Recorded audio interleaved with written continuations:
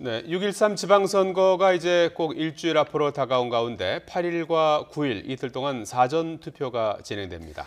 이번에는 북미 정상회담과 함께 투표율이 변수가 될 거라는 전망이 나오는데요. 자세한 내용 세한대 배종호 교수 그리고 김광덕 전 한국일보 정치부장과 이야기 나눠보겠습니다. 네, 안녕하십니까? 안녕하세요. 네. 자, 이번 지방선거가 이제 꼭 일주일 남지 않았습니까? 그렇습니다. 그 앞서서 이제 모레와 이제 글피 8일과 9일 이제 사전투표가 진행이 되는데 사전투표 하실 계획이 있으십니까? 네, 저는 이제 지난 대선 때도 사전 투표를 했고요. 그래요? 이번에도 사전 투표를 할 생각입니다. 그 이유는 이 사전 투표는 전국 어디서나 할 수 있기 때문에 제가 시간을 잘 조절할 수가 있어서 굉장히 편리하더라고요. 그리고 이제 문재인 대통령도 사전 투표를 하시겠다고 그래요. 네. 첫날인 8일 날 하시겠다는 건데 그 이유는 아무래도 지방선거에 전 국민들의 관심을 좀 불러일으켜서 투표를 높여보시겠다. 그런 뜻이 담겨 있고요. 일단 이번에 변수가 여러 가지가 다 사라지고 이제 투표율 변수밖에 남지 않았는데 이 투표율이 높으면은 기본적으로 여당이 우세할 것으로 그렇게 전망이 되고 투표율이 낮으면은 야당이 유리할 것으로 그렇게 전망이 되는데 실제로 그대로 이루어질지는 지켜봐야 되겠지만 어쨌든 2030 젊은 세대들이 많이 참여하면 투표율이 높아지니까 투표율이 높아지면 좀 여당인 민주당이 유리한 그런 결과가 나오지 않을까 이렇게 생각이 듭니다. 네, 그런데요. 12일에 북미 회담이 열립니다. 그리고 그 다음 날에는 남북미 회담까지 일각에서 이야기가 나오고 있는데 그래서 이번 지방선거 이슈가 좀 묻혔어요. 일각에서는 투표율이 역대 최저치로 나오는 게 아니냐 이런 이야기까지 나오고 있거든요. 네, 일단 투표율에 대해서 먼저 이야기를 하자면 투표율이 지난 2014년 지방선거 때는 56.8% 정도가 됐습니다. 56.8%요. 예, 그러면은 이번에 투표율은 과연 그럼 그보다 높아지느냐, 그다음에 어느 정도 그럼 높아질 수 있느냐 이런 관심이 있는데 한때 투표율이 우리나라 투표율이 낮아지다가 다시 높아지는 추세로 지금 가고 있어요. 지난 대선 때는 77.2%가 됐는데 그래서 이번 지방선거는 선거 열기가 많이 바람이 불지 않고 열기가 굉장히 저조한 상황 아닙니까? 그럼에도 불구하고 56.8%보다는 높아질 거라는 견해가 일단 다수인데 선관위는 이런 거를 이렇게 내놨어요. 선관위는 지난 선거 때는 여론조사를 투표를 꼭 하겠다는 사람을 물었더니 55.8%라고 대답했는데 실제 투표율은 56.8% 나왔으니까 이번에 꼭 투표하겠다는 사람이 70.9%가량 나오기 때문에 투표율이 70% 전후까지도 나올 수 있다라는 기대를 해보는 식으로 이야기를 했는데 제가 보기에 이번에 그런 측면을 감안하면 투표율이 높아질 수 있습니다만은 또 그동안 추세가 그렇고 그러나 최근에 선거에 대한 바람이 덜 불고 있다는 점을 감안하면 저는 투표율은 60%제 예측으로는 개인적으로는 60%를 약간 상회하는 수준이 아니겠느냐 하는 예측을 해봅니다. 지난 지방선거보다는 좀 올라간다라고. 지난 지방선거보다는 한 5% 가량은 올라가지 않을까 이런 예상을. 사전 투표율은 어느 정도 뭐 예상하시는 게 사전 투표율이 사실은 사전 투표율이 전국성으로는 지난 지방선거가 처음 실시된 거예요. 2014년 13년에 재보선 때 처음 도입됐는데 2014년 지방선거 때 전국 단위로는 처음 실시됐는데 당시에는 11.5%의 사전투표를 기록했어요. 그런데 지난 사전투표율이 계속 늘어나면서 지난 대선 때는 26.1%까지 올라갔기 때문에 사전투표율이 굉장히 좀 편리한 측면이 있거든요. 아까 말했지만 그날 또 시간에 대선 때 쫓기지 않고 할 수 있다는 이런 장점이 있기 때문에 이번에 사전투표율은 상당히 지난 지방선거 때보다 높아지지 않을까. 저는 뭐 20% 전후로까지도 올라갈 수 있다. 참고로 저도 이번에 사전투표 때 한번 해볼 생각입니다.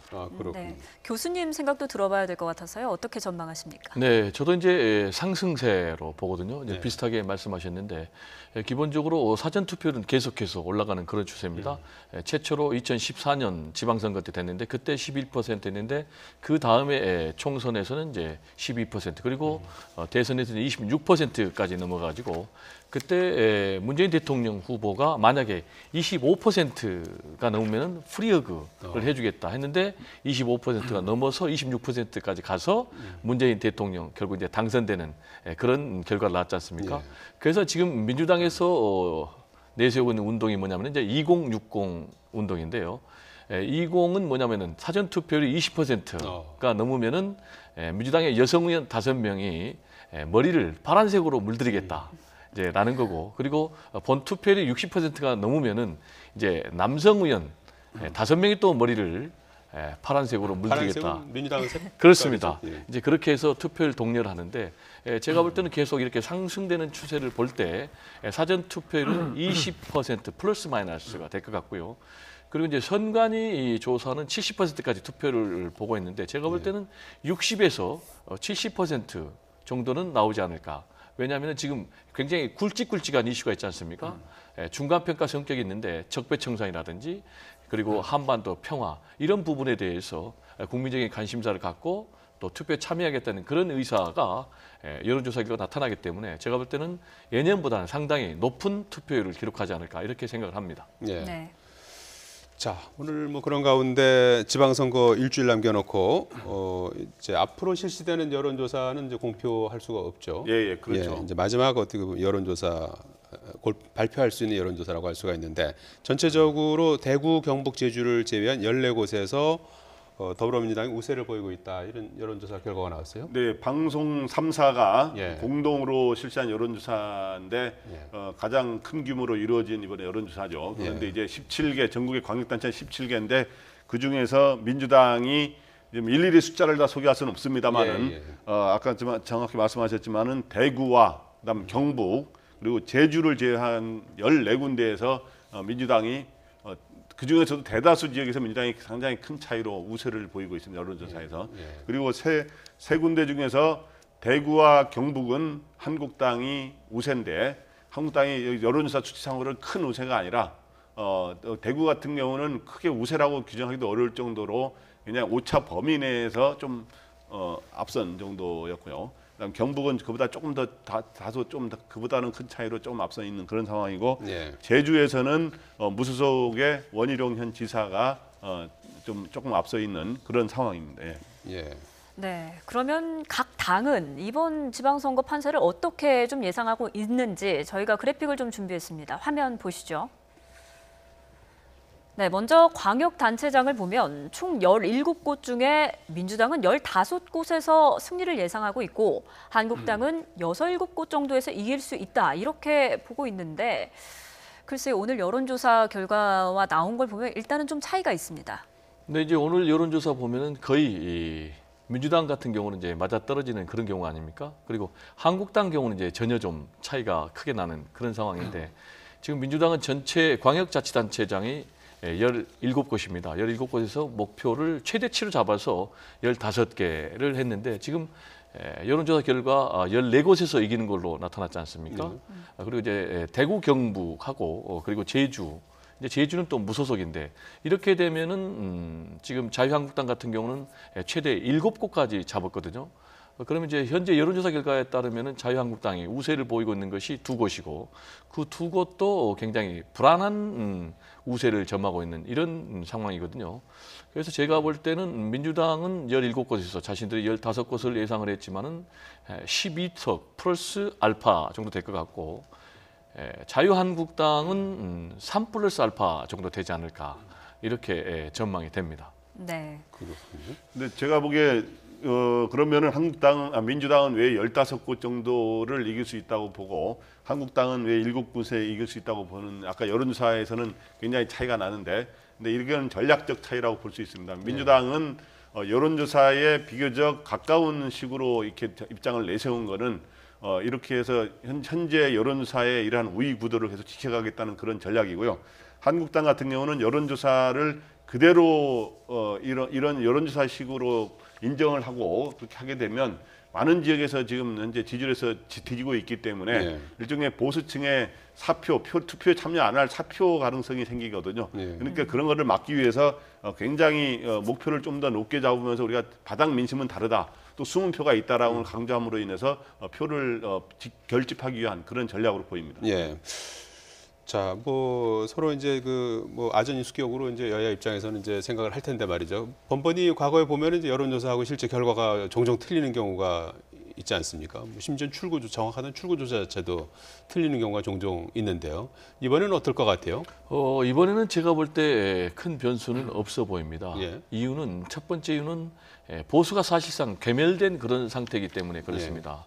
이런 부분은 이제 보수 진영의 정당에서도 인정하는 그런 현실인데요. 아시는 것처럼 이제 박근혜 전 대통령이 사상 최초로 탄핵 파면돼 가지고 구속 수감이 됐지 않습니까? 여기에다가 이명박 전 대통령까지 구속 수감이 되면서 굉장히 보수가 지리멸렬한, 그리고 지금 보수가 분열된 상태. 그리고 이제 선거가 굉장히 구도가 중요한데 지금 현재 민주당은 단일화가 사실상 돼 있는데 지금 보수는 분열돼 있는 이런 이제 굉장히 불안정한 구조 때문에, 불리한 구조 때문에 제가 볼 때는 이러한 상황이 그대로 될 것 같고요. 또 여기에 현재 또 큰 이슈가 남북 관계 그리고 북미 관계 아니겠습니까? 그래서 전반적으로 보수 진영의 기존의 유권자들도 남북 문제 그리고 북미 관련해서 외교에 있어서는 문재인 대통령의 방향과 정책이 맞다라는 그런 이제 의사 표시를 내주기 때문에 큰 변수는 없을 것 같고요. 여기에 또 이제 홍준표 리스크가 현실적으로 좀 존재하는 것 같습니다. 그래서 홍준표 대표 같은 경우에 현실적으로 지금 유세를 본인이 사실상 중단한 그런 상태 아닙니까? 그 이유는 후보들이 홍준표 대표가 오면은 10% 정도가 떨어지니까 오지 말아달라고 요청까지 하는 그런 상황이기 때문에 이런 것들을 종합적으로 볼 때 제가 볼 때는 큰 변수가 없이 오히려 여론조사 결과가 그대로 결과와 일치하는 지금 그런 결과가 나오지 않나 이렇게 생각이 듭니다. 제가 좀 다른 이야기를 좀 해주는 게 좋을 것 같아요. 홍준표 대표 말씀하셨지만 홍준표 대표 같은 경우 여론조사 뭐 믿지 못하겠다 이런 입장인 것 같아요. 네, 홍준표 대표도 여론조사를 믿지 못하겠다고 이제 안철수 서울시장 후보도 여론조사를 믿을 수 없다라고 대표적으로 이야기하는 분이 이제 두 사람이죠. 근데 이제 아까 우리 배 선배님께서 홍준표 후보가 오면은 지지율이 몇 프로 떨어진다라고 하는 거는 제가 보기에 이거는 뭐 제가 다시 보완을 해주는 게 좋을 것 같은데 몇 프로 떨어질 수 있다라고 후보들이 우려를 하는 거는 막 보이고 있는데 그게 몇 프로가 떨어진다라고 하는 거는 제가 보기에 장담할 수는 없는 것 같고요. 그걸 정확히 수치로 나온 건 아니니까. 그런데 이제 제가 보기에는 이랬으면 객관적으로 이렇게 보면은 저도 이제 계속 꾸준히 이제 정치부 기자와 정치부장을 하면서 선거 때 여론조사를 계속 관찰을 하고 또 일주일 동안 공개되지 않은 기간 동안 또 그 변화 추이를 보고 나중에 딱 개표 결과 이거를 많이 봐오지 않았습니까? 근데 그렇게 볼 때 지금까지 역대를 보면 대선은 거의 그게 근접을 했어요. 대선의 경우는 그게 여론조사와 정권의 결과가, 성격이 사람들이 정권이 무서워서 대답을 제대로 안 한 거다 이런 논란도 있지 않습니까? 근데 그럼에도 불구하고 대선은 미래 권력을 정하는 여러 가지 이러한 선택이다 보고 또 자기의 이해관계와 모든 국가의 운명을 결정하는 거기 때문에 거의 의사표시를 해가지고 막판에 보면 또 전국 단위로 하니까 오차가 1% 이내 정도 차이밖에 안 났어요. 여론조사들이 대부분 보면. 그래서 대선은 굉장히 정확한 걸 보여왔는데 총선과 지방선거는 참 안타깝게도 언론들이 좀 많이 반성해야 될 정도로 여론조사 기관도 반성해야 될 정도로 많이 틀려왔던 게 사실입니다. 근데 그 틀리는 거를 완전히 틀렸다고 봐야 되느냐, 좀 조금 틀렸다고 봐야 되느냐, 많이 틀렸는데 그때 좀 달랐는데 그런 측면에서 지방선거 같은 경우도 보면은 대체로 여당에게 여론조사가 후보들에게 더 나왔던 경우가 더 많습니다. 반드시 그랬던 건 아닌데 그렇기 때문에 저는 이번에 여론조사를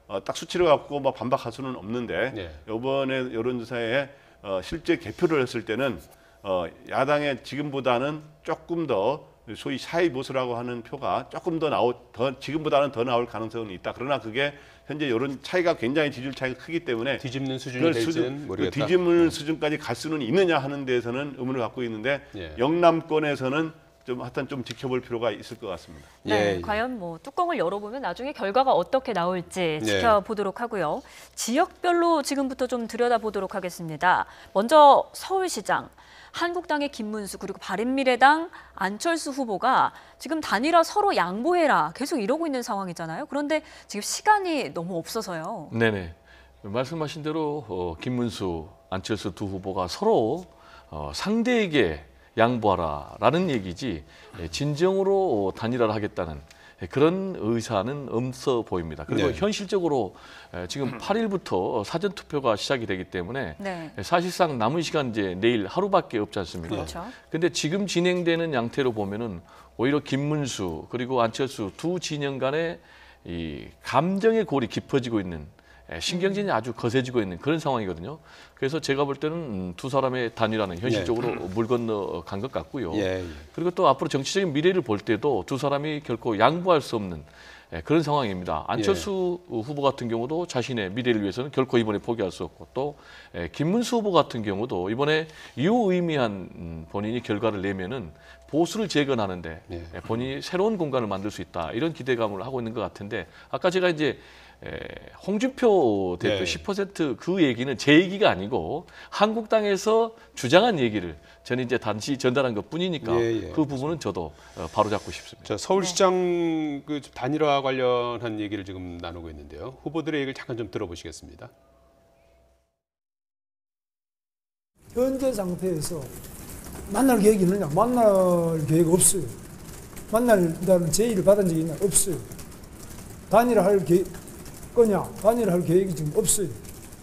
그럼 단일화 제안이 오면 할 거냐? 제안이 온 게 없어요. 지지를 받지 못한 후보가 대승적인 차원에서 포기하거나 또는 뭐 마지막까지 경쟁을 하더라도 그건 유권자들이 시민분들이 한 후보에게 표를 모아주실 거라고 말씀드린 바 있습니다. 뭐 제가 관계하는 우리가 관계할 수 없는 일이고 또 더군다나 뭐 저는 어떤 그 선거에서도 시민의 마음을 사는 게 중요하지 어떤 선거공학적인 접근이 어떤 영향을 미칠 거라고 생각지는 않습니다. 예.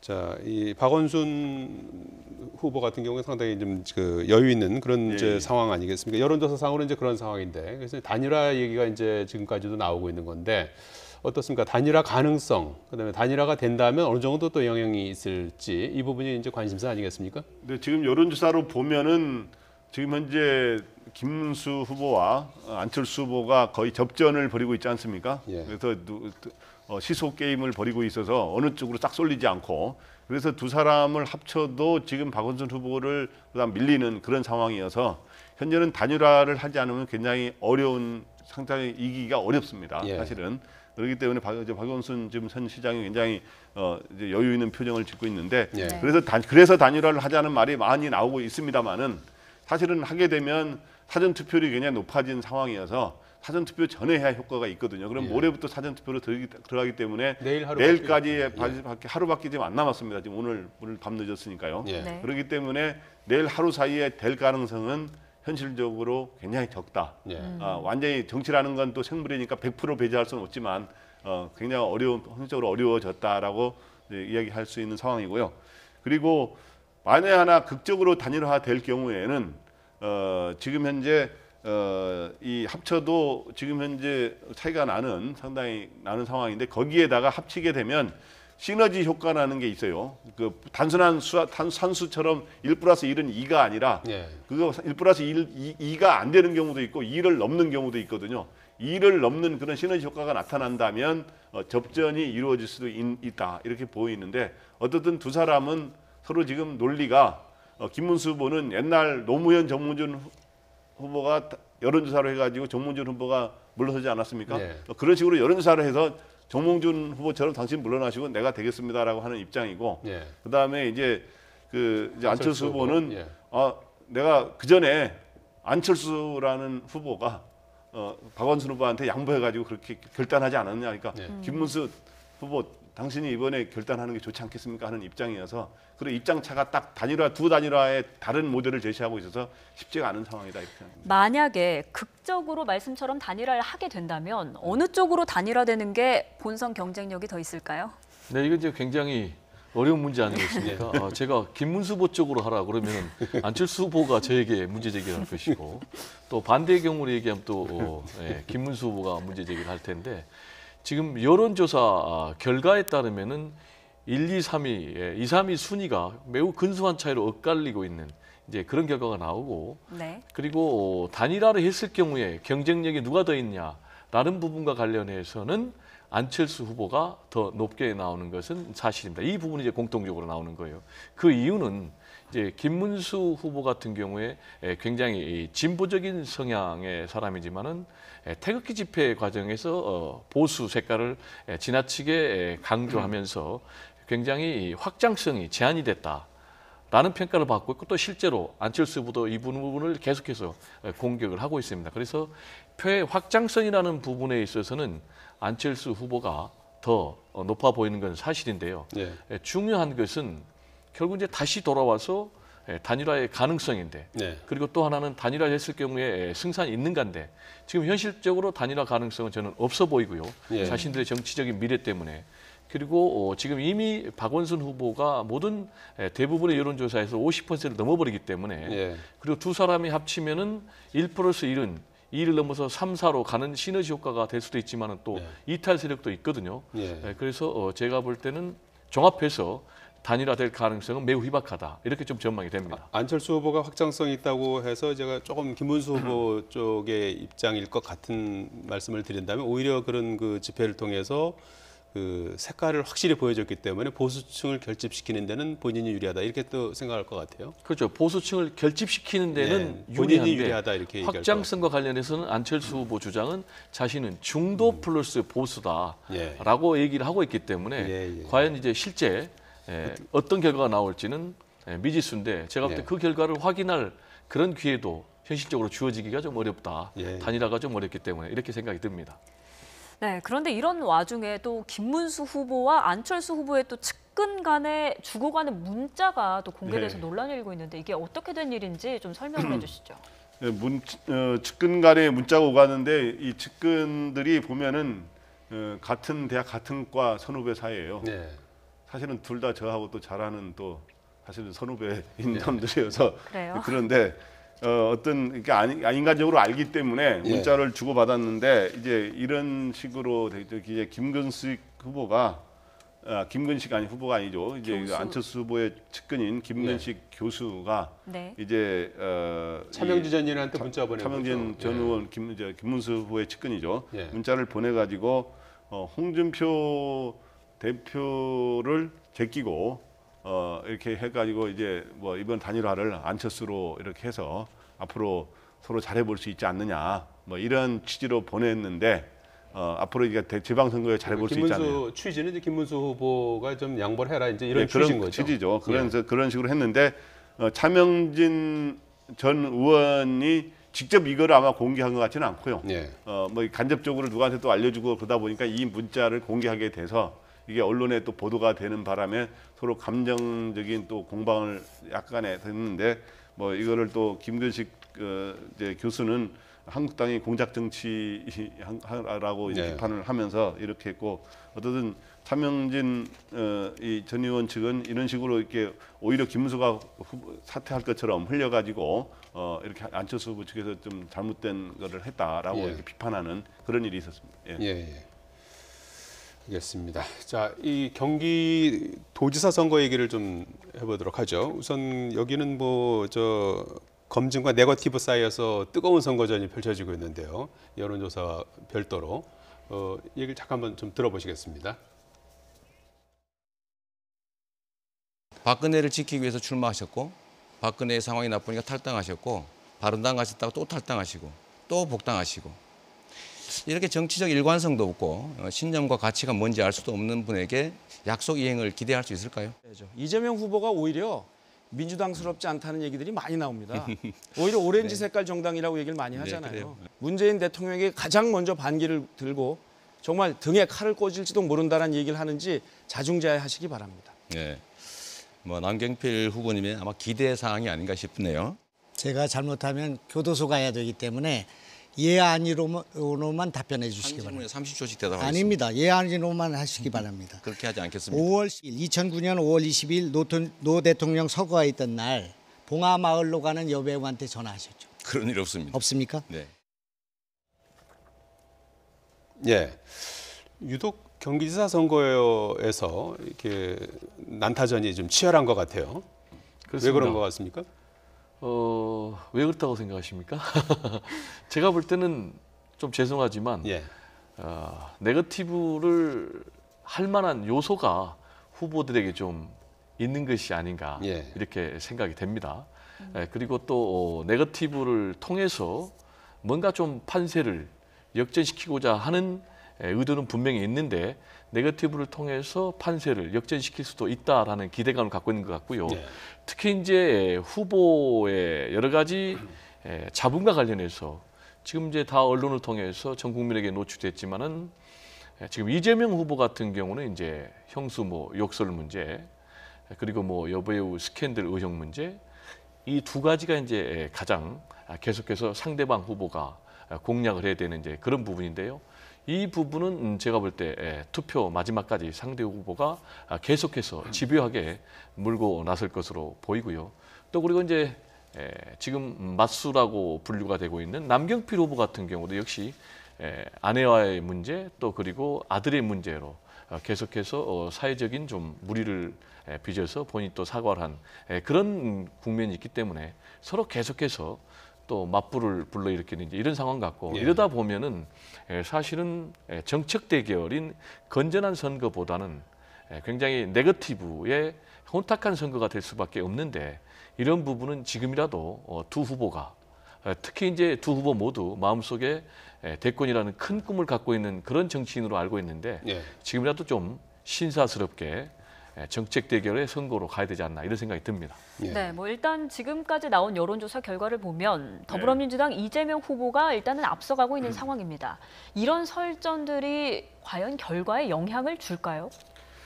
예, 원래 선거 전에는 이제 네거티브 선거전이 있고 이제 포지티브 선거전이 있는데 포지티브는 자기의 장점을 주로 내세우는 건데 네거티브는 상대의 약점을 주로 거론함. 근데 네거티브가 상당히 그 여론조사 지지율에 출렁이게 하는 역할을 과거에 많이 해왔어요. 그렇기 때문에 이번에도 그러한 생각을 갖고 이제 지금 한국당과 바른미래당이 문제를 많이 제기했는데 생각보다는 이번 네거티브의 이 캠페인이 별로 영향을 여론조사 지지율에는 많이 못 미치고 있어요. 그러니까 영향을 많이 못해서 지금 현재 뭐 격차가 다소 줄었다라는 이런 여론조사도 있지만 격차가 거의 줄지 않았다는 여론조사 이 두 갈래가 나타나고 있어서 네거티브가 큰 영향은 못 주고 있다. 그리고 오히려 네거티브라는 건 상대를 지지율을 깎아내리는 그런 역할을 또 가져오지만 네거티브를 한쪽에서 부메랑이 돼서 자기들에게 손해가 오는 경우도 있기 때문에 현재는 어떻든 이 경기지사의 판세를 뒤집는 그런 정도의 효과는 전혀 현재까지 가져오지 못하고 있다 이렇게 보입니다. 예.